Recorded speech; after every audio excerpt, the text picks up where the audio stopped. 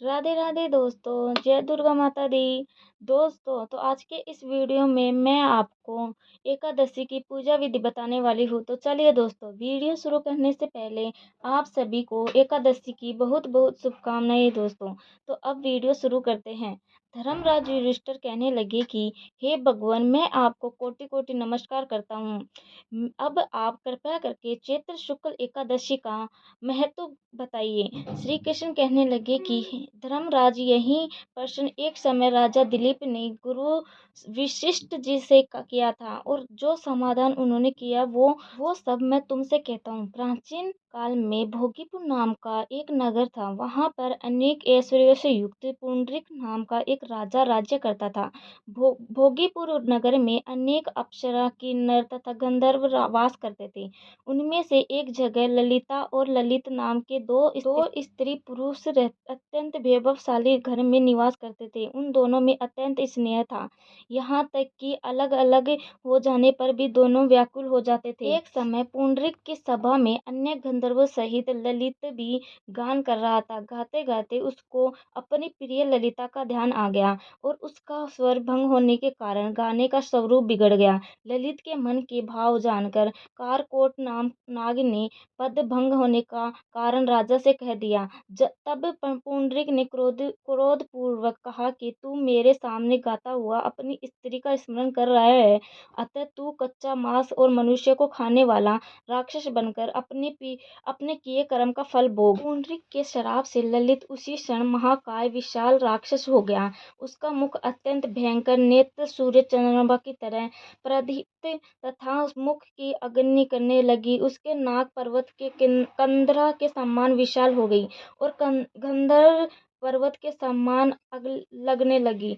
सिर के बाल पर्वतों पर खड़े वृक्षों के समान लगने लगे, तथा भुजाएं अत्यंत लंबी हो गई। कुल मिलाकर उसका शरीर 8 योजना के विस्तार में हो गया। इस प्रकार राक्षस होकर वह अनेक प्रकार के दुख भोगने लगा। जब उसकी प्रियतमा ललिता को यह वृत्तांत मालूम हुआ तो उसे अत्यंत खेद हुआ, और वह अपने पति के उद्धार का यत्न सोचने लगी। वह राक्षस अनेक प्रकार के घोर दुख सहता हुआ घने वनों में रहने लगा। इसकी स्त्री उसके पीछे पीछे जाती और विलाप करती रहती।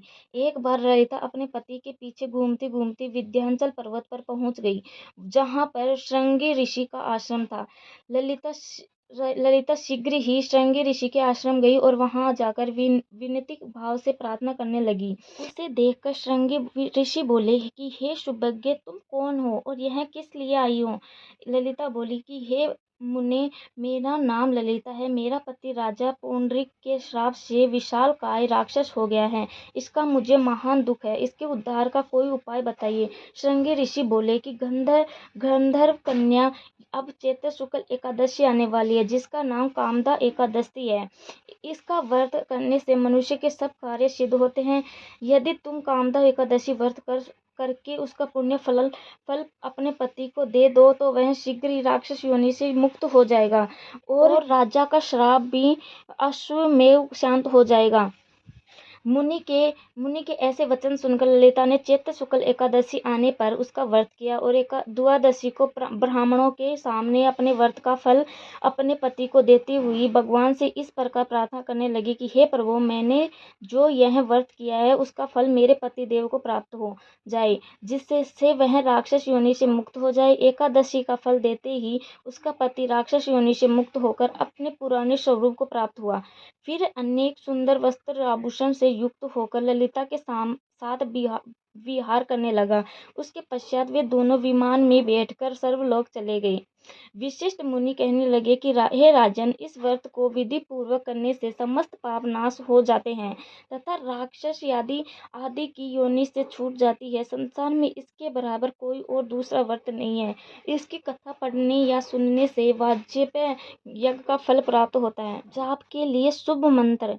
ओम नमो भगवते वासुदेवाय नमः। इसका अर्थ है यह भगवान विष्णु का सर्वश्रेष्ठ और सबसे सरल मंत्र है। इसका नियमित जाप करने से मानसिक शांति मिलती है और जीवन के कष्ट दूर होते हैं। तो दूसरा जाप है ओम विष्णुवे नमः। यह मंत्र विष्णु जी की कृपा प्राप्त करने के लिए अत्यंत प्रभावशाली है। इस मंत्र का जाप एकाग्रता का और श्रद्धा से करें। तीसरा मंत्र है श्री विष्णु सहस्त्र नाम स्तोत्र। अगर आपके पास समय है तो कामदा एकादशी पर विष्णु सहस्त्र नाम का पाठ करना विशेष पुण्यदायी होता है। इसमें भगवान विष्णु की 1000 नामों का उच्चारण होता है जो आत्मा को शुद्धि करता है। तो दोस्तों, अगर आपको मेरा वीडियो पसंद आए तो दोस्तों लाइक सब्सक्राइब करें और शेयर करें। Thank you.